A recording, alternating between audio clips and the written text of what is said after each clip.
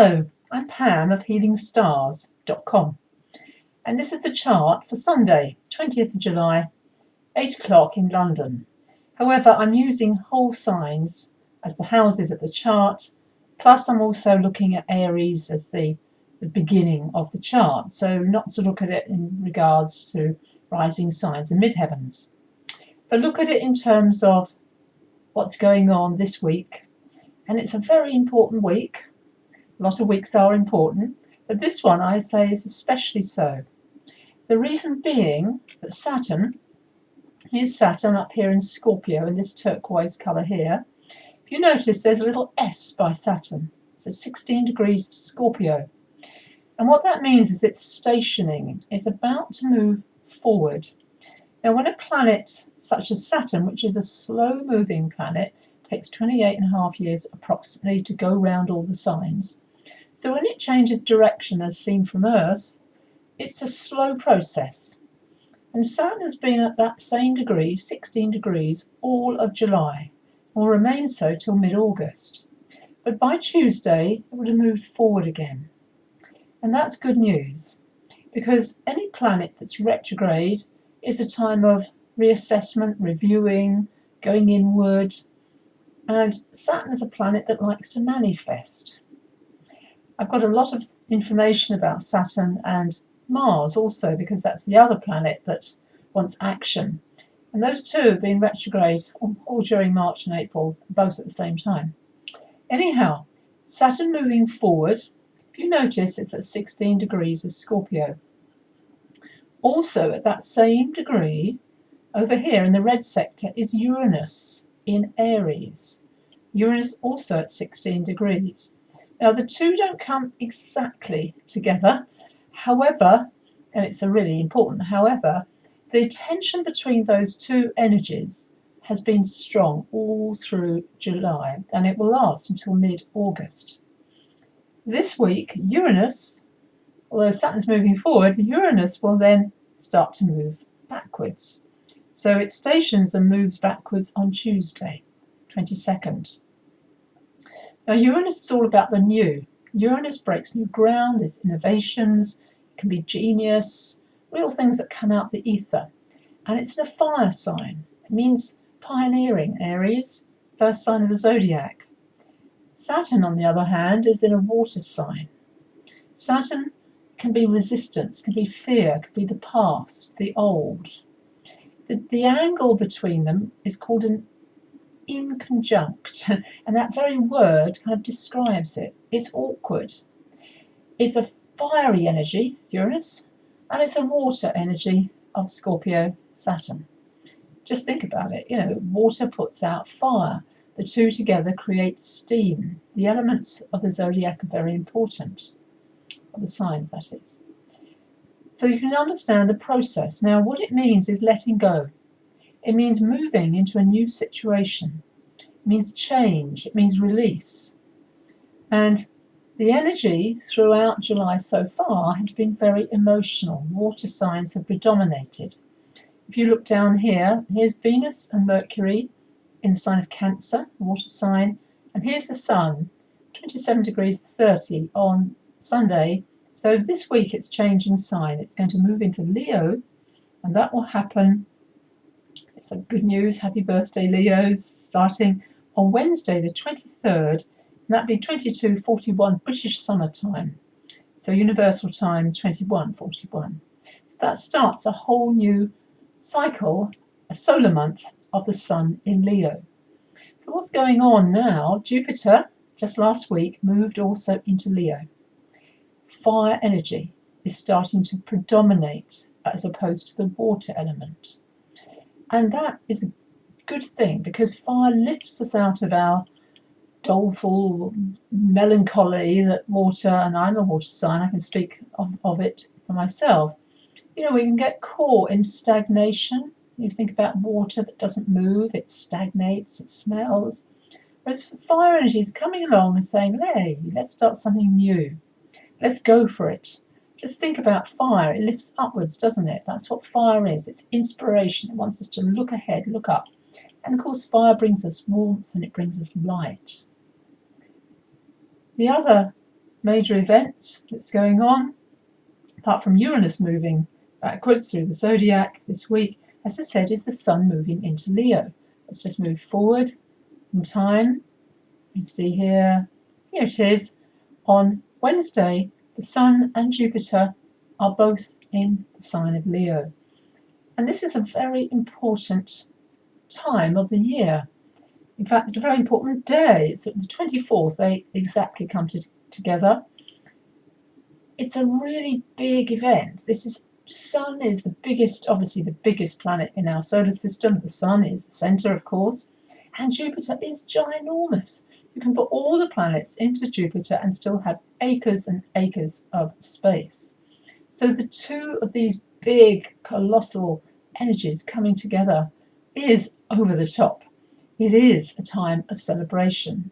It is royalty. That's what Leo represents, and happy birthday to the little prince. Last week is a Cancer, not a Leo.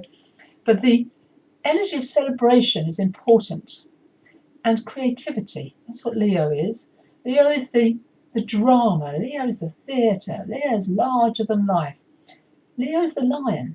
But also Leo can be very sensitive if the pride is hurt. Think about the wounded lion, the old story in the Bible, the lion with the wounded paw. So Leos, I love Leos because Leos are meant to shine. That's the energy. And you only have to give them a compliment and they'll shine even brighter. Leos need compliments. If you have a Leo friend, or if you are one, appreciate that. But also the warmth of the sun is what we all appreciate, especially at this time.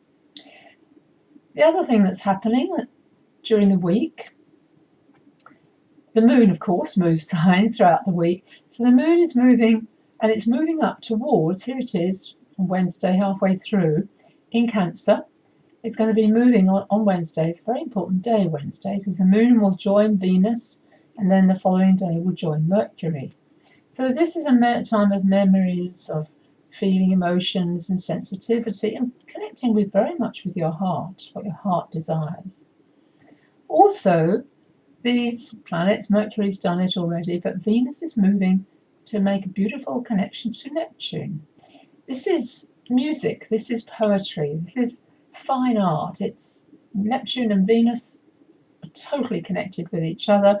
If Venus is our personal love and relationships, Neptune is the highest, the spiritual.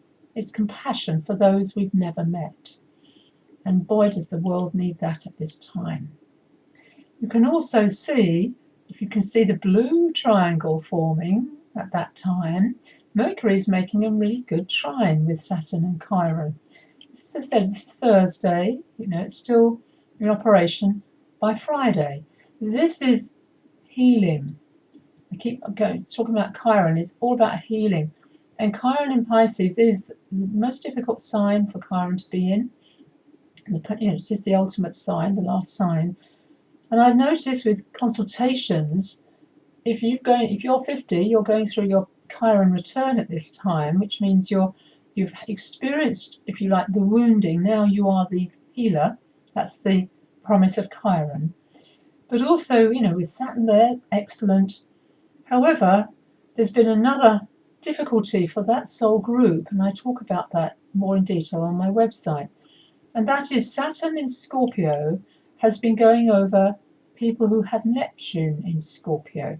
And that is really tough. It's really can bring people down to their knees. It can bring us on a sense of meaninglessness. Find out more, as I said, on my website, go into it in detail. Too much to talk about now. But during the end of the week, what's going on, of course, is we're going to have the new moon. The new moon in Leo, here it is, new moon in Leo, it'll be on Saturday, Sunday, and it joins Jupiter. Now, a new moon, effectively with Jupiter, energizes it because the sun and the moon are coming together. That union of once a month is a seed time. It's a tough one because look at all the red lines that are being created. The other big news, because this really is a big week, Mars by Sunday has changed sign. It's now in Scorpio, its home sign, one of its two home signs. The other is Aries. This is another huge boost of energy. Mars likes Scorpio. It likes the difficulties that Scorpio can face. Scorpio will go deep. It's research, but of course it is at a right angle to Jupiter. Watch yourself. Be aware of maybe taking a little bit too much of a risk. That's what Mars can do with Jupiter combined. So just a caution there. Stay grounded. I fell over in the street the other week. I was rushing. I wasn't grounded. Fortunately for me, I had some lovely young man help me up, and he knew first aid. I was blessed. But also, that's to do with being ungrounded. I know that so well. So this new moon, Leo fire, I want you all to get fired up. And that can be paying homage to fire in some way. That can be, lighting a candle or any kind of fire ritual, maybe having a small little fire in your garden, safely, of course. But to honour what fire brings.